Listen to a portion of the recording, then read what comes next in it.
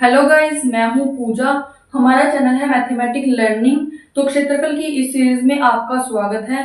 तो आज हम आपके लिए एक न्यू टॉपिक लेके आए हैं जिसमें हम सीखेंगे वृत्त का क्षेत्रफल। वृत्त का क्षेत्रफल आज हम सीखने वाले हैं। वृत्त हमारे पास होता है एक सर्कल, गोला होता है एक। तो इसका क्षेत्रफल हमने देखना है। सबसे पहले तो हम यहाँ पे एक डॉट लेंगे जहां से ये सर्कल बनाया गया है। इससे यहाँ इस सर्कल की दूरी हमारी जो होती है उसको बोलते हैं हम त्रिज्या। जो होती है हमारी ये त्रिज्या होती है। और इसके अंदर वृत्त के क्षेत्रफल के अंदर एक पाई का मान यूज किया जाता है जो कि होता है 22/7 या फिर होता है 3.14। दो मान दिए होते हैं पाई के, 22/7 और 3.14। दोनों का मतलब सेम है। जो भी हमें क्वेश्चन में दिया गया हो वही मान हमने पुट करना होता है। अगर क्वेश्चन में कुछ नहीं बोला तो आप कोई भी पुट कर सकते हो। तो त्रिज्या हमारी ये होती है। तो अब हम देख लेते हैं वृत्त का क्षेत्रफल हमारा होता है पाई आर स्क्वायर।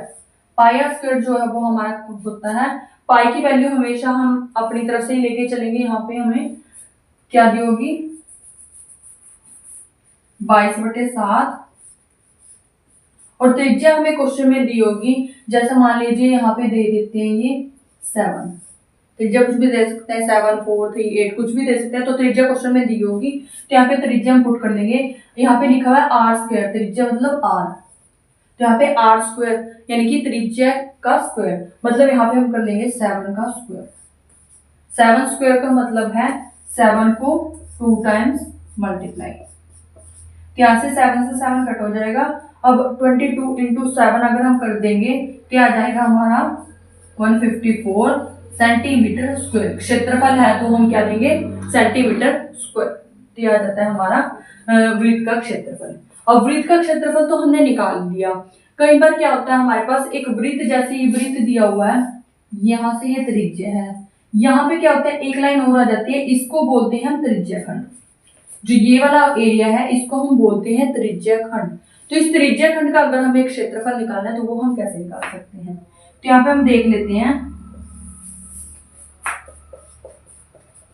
त्रिज्या खंड का क्षेत्रफल। त्रिज्या खंड भी हमारा वृत्त से ही बना है, तो वृत्त के क्षेत्रफल से इसका क्षेत्रफल निकल के आएगा। तो त्रिज्या खंड का क्षेत्रफल होता है पाई आर स्क्वायर, जो हमारा वृत्त का क्षेत्रफल है वो होगा इंटू थीटा, यानी कि जो यहाँ पे एंगल बना होगा वो डिवाइड बाय 360। तो यहाँ पे 360 आ जाता है। तो अब हम देखेंगे कि इसी क्वेश्चन को हम सोल्व करके देख लेते हैं। यहाँ पे मान लीजिए कि एंगल सिर्फ हमें त्रिज्या तो दे रखी थी 7, एंगल हमें यहाँ पे दे दिया जाता है मान लीजिए 60 डिग्री का एंगल। ये भी एंगल हमें क्वेश्चन में दिया होगा और त्रिज्या भी हमें क्वेश्चन में दी होगी। तो यहाँ पे हम देख लेते हैं पाई का मान ले लेते हैं 22/7 गुना आर हमारी 7 गुना 7, थीटा एंगल हमारा क्या है 60 डिग्री डिवाइड बाय, और यहाँ पे ये क्या है 360। तो इसको सोल्व कर लेंगे तो हमारा आ जाएगा त्रिज्या खंड का क्षेत्रफल। तो हम देख लेते हैं 7 से 7 कट ऑफ हो जाता है, या 0 से 0, 6 1 जा 6, 6 6 जा 36। अब यहाँ से देख लें 2 3 जा 2 11। अब इसको 11 इंटू 7 कितना आ जाता है 77, और नीचे आ जाता है 3। तो ये हमारा आंसर आ जाता है। अगर इसको आप सोल्व करना चाहो, पॉइंट्स में निकालना चाहो तो वो भी निकाल सकते हैं। 3 2 जा 6, 15 पॉइंट